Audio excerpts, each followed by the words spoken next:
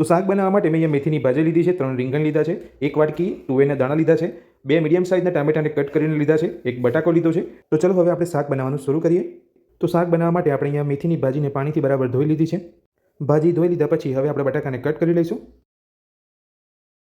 તો બટાકાને આપણે અહીંયા કટ કરી લીધા છે. તો હવે બટાકા સાથે આપણે રીંગણને પણ કટ કરી લઈશું. તો રીંગણને કટ કરતાં પહેલાં ઉપરનો જે ડીટીયાનો ભાગ છે આપણે કાઢી લેવાનો છે. તો રીંગણ અને બટાકાને આપણે અહીંયા કટ કરી લીધા છે. તો હવે આપણે શાકનો વઘાર કરીશું.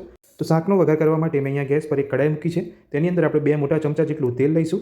તેલને આપણે ગરમ થવા દઈશું. તેલ અહીંયા ગરમ થઈ ગયું છે તો તેની અંદર આપણે 1 ચમચી જીરું ઉમેરીશું.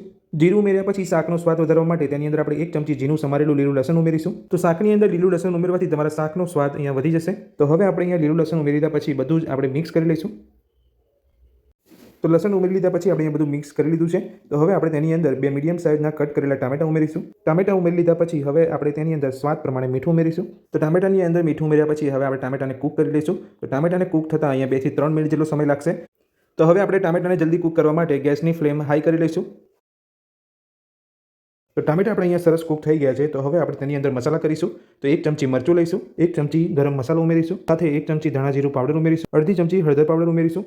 બધા જ મસાલા ઉમેરીને ટામેટા સાથે સાંતળી લઈશું. તો અહીંયા બધું સરસ સતળાઈ ગયું છે. તો હવે તેની અંદર આપણે કટ કરેલા રીંગણ બટાકા ઉમેરી લઈશું. રીંગણ બટાકા ઉમેરીને તેને આપણે અહીંયા મસાલા સાથે મિક્સ કરી લઈશું. તો રીંગણ બટાકા ઉમેર્યા પછી આપણે અહીંયા મિક્સ કરી લીધું છે. તો હવે તેની અંદર લીલી તુવેરના દાણા ઉમેરીશું. બધું સરસ રીતે આપણે અહીંયા મિક્સ કરી લઈશું. તો અહીંયા આપણે રીંગણ બટાકા અને તુવેરના દાણા ઉમેરીને બધું મિક્સ કરી લીધું છે. તો હવે આપણે શાકને મીડિયમ ફ્લેમ પર 5 મિનિટ માટે ઢાંકીને થવા દઈશું. 5 મિનિટ અહીંયા થઈ ગઈ છે. તો હવે આપણે શાકને ચેક કરી લઈશું. તો તમે જોઈ શકો છો આપણું શાક અહીંયા સરસ કૂક થઈ ગયું છે. તો થોડું આપણે અહીંયા મિક્સ કરી લઈશું. તો તમે જોઈ શકો છો અહીંયા આપણે રીંગણ, બટાકા અને તુવેરના દાણા અહીંયા સરસ કૂક થઈ ગયા છે. તો હવે આપણે થોડું મિક્સ કરી લઈશું.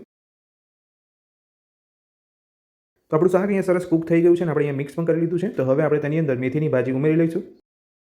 તો મેથીની ભાજી ઉમેર્યા પછી હવે આપણે શાકને 3 થી 4 મિનિટ જેટલું ઢાંકીને થવા દઈશું. 3 થી 4 મિનિટ થઈ ગઈ છે. તો હવે આપણે શાકને ચેક કરી લઈશું. તો હવે ભાજી સાથે આપણે બધું જ સરસ મિક્સ કરી લઈશું.